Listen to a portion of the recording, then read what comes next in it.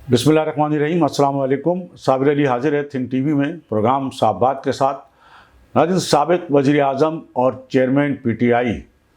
न सिर्फ ये कि इस्टेब्लिशमेंट से माफ़ी मांगने के लिए सरगर्दा हैं, तैयार हो गए, बल्कि वो सियासी जमातें जिनके वो शदीद तरीन मुखालिफ थे,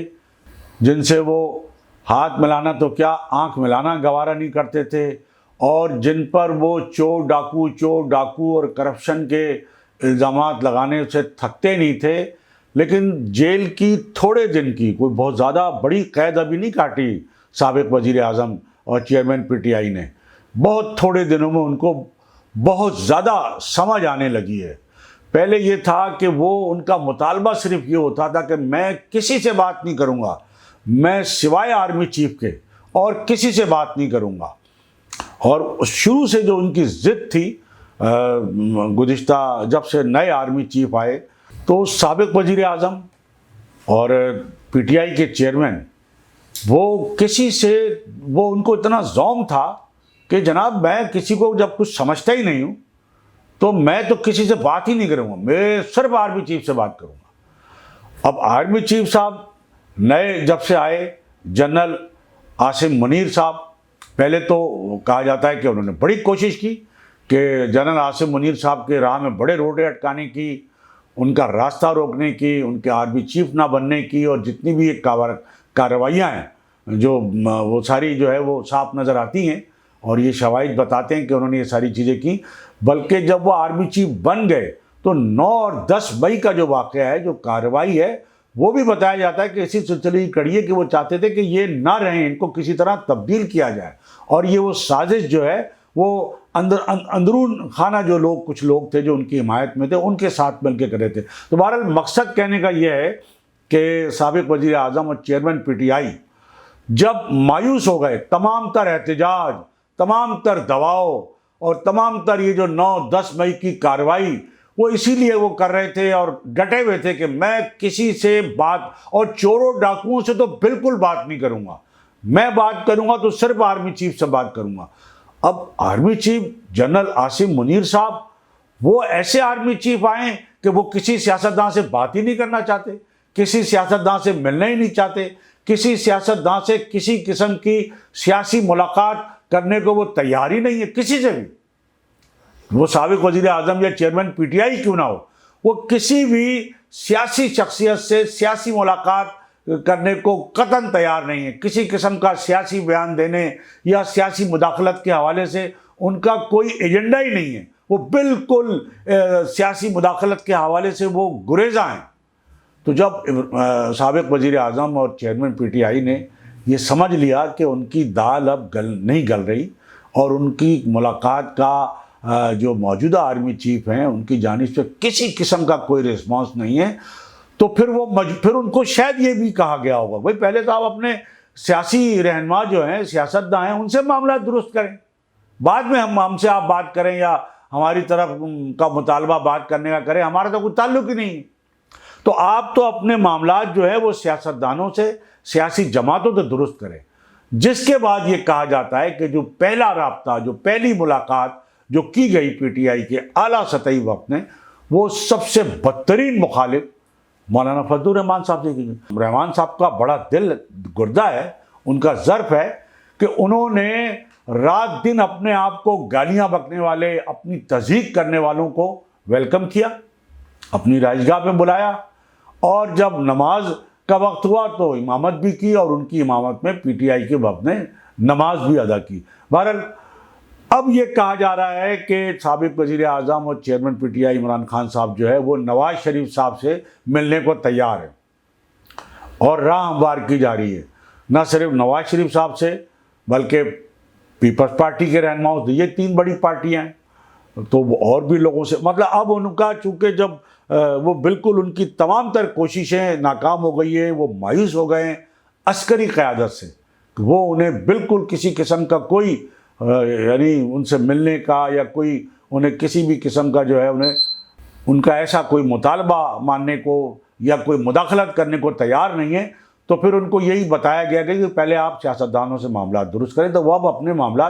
سیاستدانوں سے درست کر رہے ہیں، مولانا فضل الرحمان سے معافی مانگ چکے ہیں، اب وہ تیار ہو گئے ہیں نواز شریف صاحب سے معافی مانگنے کو بھی۔ اس کے بعد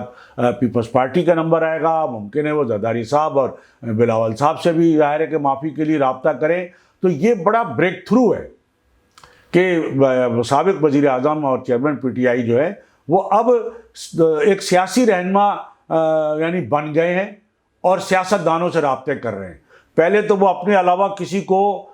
سیاسی رہنما سمجھتے ہی نہیں تھے، لیڈر سمجھتے ہی نہیں تھے، ماننے کو تیار ہی نہیں تھے، لیکن وہ کہتے ہیں کہ وقت سب کچھ سکھا دیتا ہے، اور خاص طور پہ جیل کی صحبتیں، جیل کی کال کوٹری، بلکہ جیل میں آپ کو بھلے تمام تر سہولتیں حاصل ہیں، اس کے باوجود بھی جیل تو جیل ہوتی ہے۔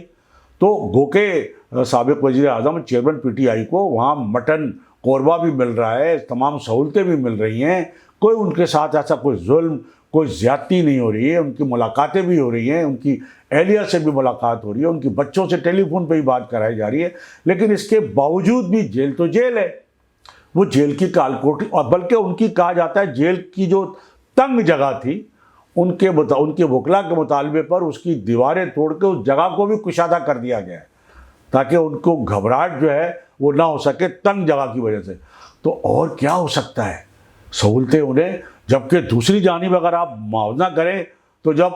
نواز شریف صاحب جیل میں تھے تو وہ سی سی ٹی وی فوٹیج کے ذریعے جو ہے وہ دیکھا کرتے تھے کہ جب نواز شریف کو غلطی سے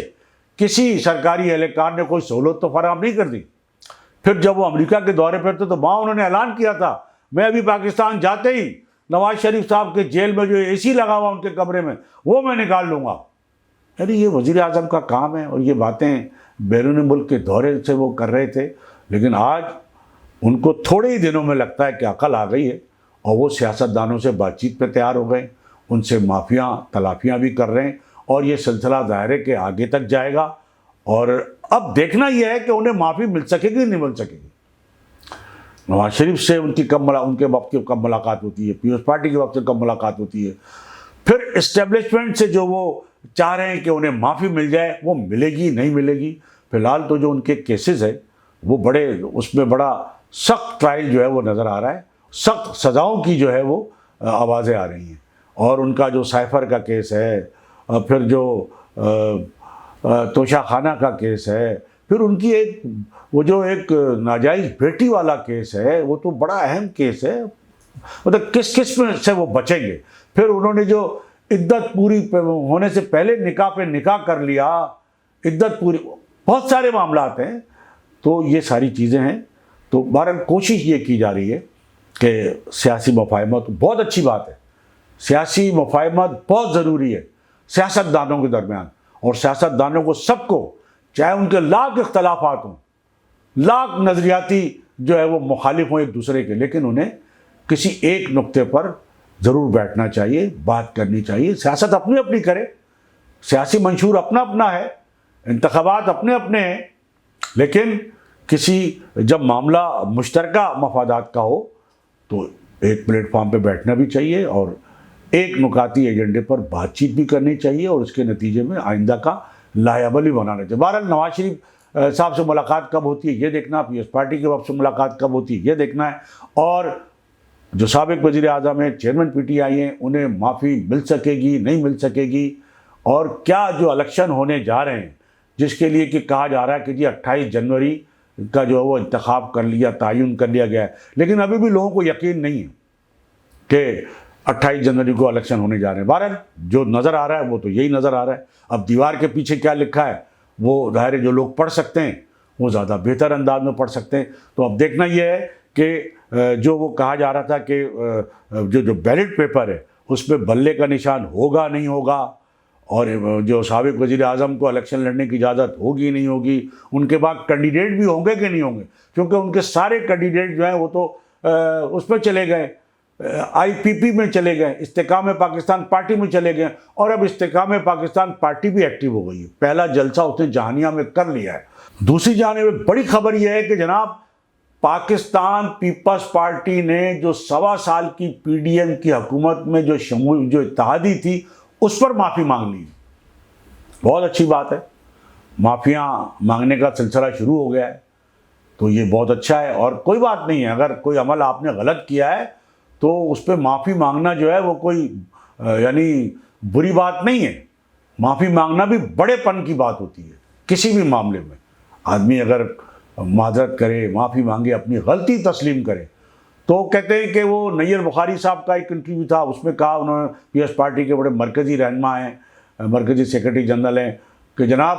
پیپلز پارٹی کو بڑا افسوس ہے کہ وہ پی ڈی ایم کے ساتھ 1 سال حکومت میں رہی اور وہ عوام سے معافی مانگتی. بہت اچھی بات ہے، لیکن پی ڈی ایم کی 1.25 سال کی اس مختصر ترین مدت میں جو وزیر خارجہ تھے بلاول بھٹو صاحب، انہوں نے اس مختصر ترین مدت میں جتنے زیادہ دورے کیے ہیں بیرونی ممالک کے، بلکہ وہ اپنے ملک میں دورے پہ آتے تھے، ایسا لگتا تھا. وہ اپنے پورے جو 1.25 سال کا سے زائد کا جو عرصہ تھا پی ڈی ایم کی حکومت کا، تو جو وزیر خارجہ تھے وہ خارجہ ہی رہے. وہ پاکستان کے داخلی امور میں یا پاکستان میں بہت ہی کم رہے. تو جو کروڑوں اور اربوں روپیہ جو خرچ ہوا ہے ان کے ان اتنے دوروں پر، جو انہوں نے مختصر مدت میں ریکارڈ توڑ دورے کیے، تو پیپلز پارٹی معافی مانگنے کے ساتھ ساتھ کیا وہ جو پیسہ جو کروڑوں اربوں روپے خرچ ہوا ہے بلاول بھٹو صاحب کے دورے پہ، تو وہ کیا وہ قومی خزانے میں پیپلز پارٹی جمع کرائے گی؟ کیونکہ یہ تو بالکل حق بنتا ہے. اگر آپ معافی مانگ رہے ہیں تو معافی کے ساتھ ساتھ اس غلطی کا ازالہ تو اسی طرح ہو سکتا ہے کہ آپ کم از کم جو وہ کروڑوں اربوں روپیہ خرچ ہوا ہے بیرونی ممالک کے دورے میں بطور وزیر خارجہ، تو وہ قومی خزانے میں جمع کرائے. ملک ویسے ہی مالی طور پہ شدید بحران کا شکار ہے، قرضوں کے بوجھ تلے دبے ہوئے. اگر یہ سیاستداں اپنی جائیدادوں میں سے، اپنے کرپشن کے مال میں سے اگر کچھ ملک کے قومی خزانے میں جمع کرانا شروع کر دیں، تو ممکن ہے کہ وہ جو قرضہ ہے اس کو اتارنے کے کچھ جو ہے وہ امید پیدا ہو جائے، ذرائع پیدا ہو جائیں. تو ایک تو یہ پیپلز پارٹی کے حوالے سے بات. دوسری جانب ہم نے آپ کو پہلے بھی بتایا تھا ناظرین کہ عمران خان جو پی ٹی آئی کے چیئرمین، ان کے ترجمان کے طور پہ اب ان کی جو ہمشیرہ ہے علیمہ خان وہی رہ گئی ہیں. تو انہوں نے بھی جو ابھی ایک اور جو ملاقات کی اس کے بعد جو آ کے بیان دیا، تو باقاعدہ صدر مملکت عارف الوی کے حوالے سے انہوں نے بڑی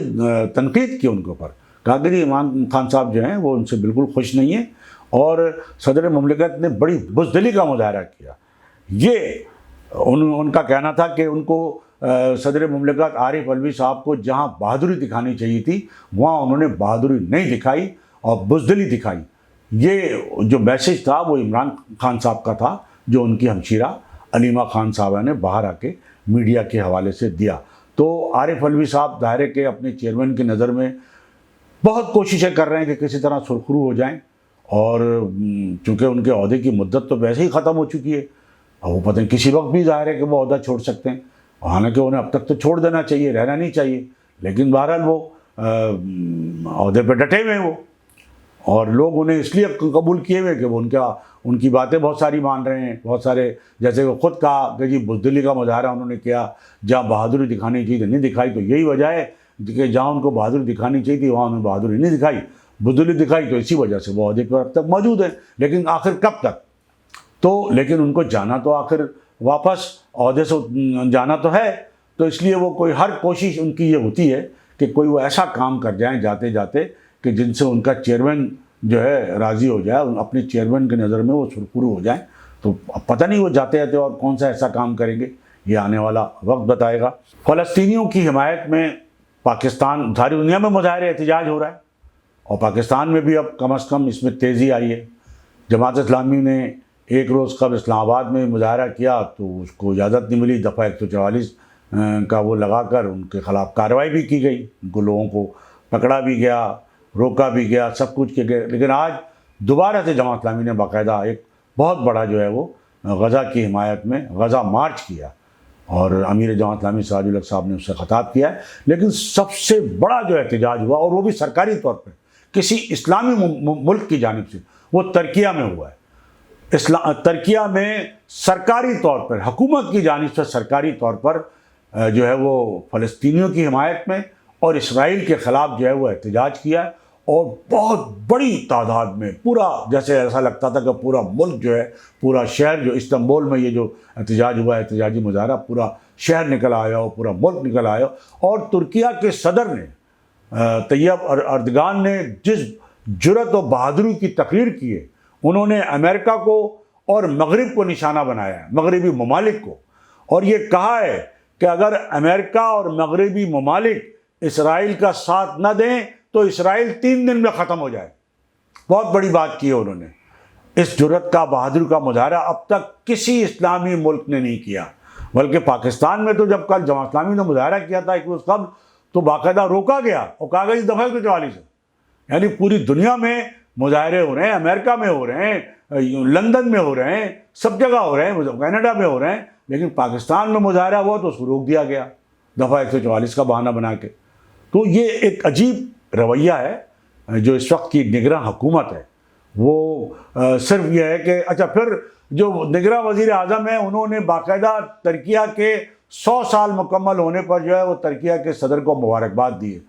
بھائی وہ تو 100 سال مکمل ہونے پہ نہ کوئی جشن منا رہے ہیں، نہ کوئی مبارکباد وصول کر رہے ہیں، بلکہ وہ فلسطینیوں کی اور غزہ پر جو ظلم ہو رہا ہے اسرائیل کا، اس کے خلاف احتجاج کر رہے ہیں، سڑکوں پہ نکلے ہوئے، اور ترکیہ کے صدر جو ہے امریکہ اور مغربی ممالک کو للکار رہے ہیں۔ وہ تو اپنے 100 سال کا جشن پہ کوئی مبارکباد وصول کرنا تو دور کی بات، وہ اس پہ بات ہی نہیں کر رہے، لیکن ہمارے جو پرائم منسٹر ہیں وہ ان کو مبارکباد دے رہے ہیں، ایسے موقع مبارکباد دے رہے ہیں کہ جب فلسطینیوں پہ ظلم ہو رہا ہے اور خود ترکیہ جو ہے اس پہ سراپا احتجاج بنا ہوا ہے۔ تو یہ ایک بات۔ اور ناظرین اب ہم آ جاتے ہیں MQM پاکستان کے جلسے پر۔ گو کہ جلسہ ابھی جاری ہے۔ محترمہ نسیم جلیل صاحبہ جو سینئر ڈپٹی کنوینر ہیں انہوں نے خطاب کیا، کہا کہ کل بھی لیاقت آباد MQM کے ساتھ تھا اور آج بھی لیاقت آباد نظر آ رہا ہے مجھے، آج بھی MQM کے ساتھ ہے۔ اب یہ تو میرا خیال ہے کہ وقت بتائے گا اور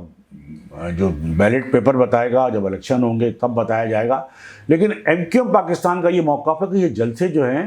وہ ٹاؤنوں کی بنیاد پہ ہو رہے ہیں۔ یعنی یہ جلسہ جو ہو رہا ہے یہ لیاقت آباد ٹاؤن کا ہے، جو ملیر میں ہوتا ملیر ٹاؤن کا تھا، اور جو اس سے پہلے جلسہ وہ بھی ٹاؤن کا۔ لیکن ایسا ممکن نہیں ہے، ایسا بالکل بھی ممکن نہیں ہے۔ ہم نے بھی پوری زندگی ظاہر ہے کہ رپورٹنگ کی ہے سیاسی جلسوں کی اور سیاسی سرگرمیوں کی، تو یہ کہہ دینا تو سیاسی جماعت کا حق ہے، بالکل کہیں،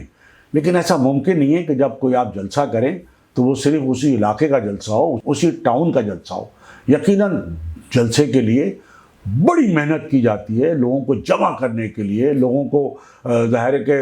جلسے میں لانے کے لیے تمام تر اقدامات کی تمام تر کوششیں، بلکہ یوں کہیں کہ حربے بھی استعمال کیے جاتے ہیں۔ جو سرکاری ملازمین ہیں، بلدیاتی ملازمین ہیں، باقاعدہ بسوں میں بھر کے کہاں سے لایا جاتا ہے؟ اگر اسی ٹاؤن کے لوگ ہیں تو بسوں میں بھر کے کیوں آ رہے ہیں؟ یہ بھی دیکھیں نا، بسیں لائن سے کھڑی ہیں تو کہیں سے تو لایا جا رہا ان کو، ورنہ ٹاؤن کے لوگ تو اپنے گھر سے نکلیں گے اور آ جائیں گے۔ تو بہرحال جلسہ جو ہے اس میں جس طرح کا جو ایک ٹی وی چینل نے جب دکھایا جلسے کی شام کی 6 بجے کی صورتحال دکھائی،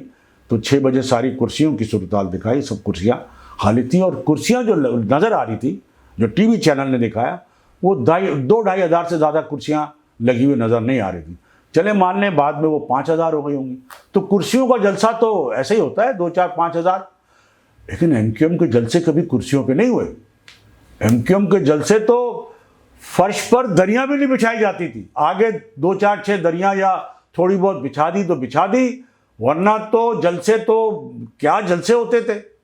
کیا شہر امڑ آتا تھا، کون سی بلڈنگ، چھت، فلیٹ، کھڑکیاں اور راستے اور گلیاں تھیں جو لوگوں سے نہ بھری ہوتی ہوں۔ تو یہ کرسیوں کا جلسہ تو MQM کی روایت ہی نہیں، پہلی بات تو ہے، لیکن بہرحال اب MQM نے اپنی روایت یہ بنا لی ہے کہ وہ کرسیوں کا جلسہ کرے، تو اب اس کے نتائج بھی دیکھتے ہیں، مزید لوگ اس پہ بات کریں گے اور مزید صورتحال سامنے آئے گی، جلسہ ابھی ختم نہیں ہوا ہے۔ تو ناظرین یہ ہماری آج کی گفتگو۔ اس سے پہلے کہ میں آپ سے اجازت دوں، میری آپ سے یہی گزارش ہوگی کہ آپ think T V HD channel کو سبسکرائب کر لیں، اپنے دوستوں میں شیئر کریں اور لائک کریں۔ اس کے ساتھ ہی آج کی اس نشست سے صابر علی کو اجازت، اللہ حافظ۔ Channel think T V HD کو سبسکرائب ضرور کر لیں اور بیل آئیکن کا بٹن دبائیں تاکہ ہماری نئی آنے والی ویڈیوز پر وقت آپ تک پہنچ سکیں۔ شکریہ۔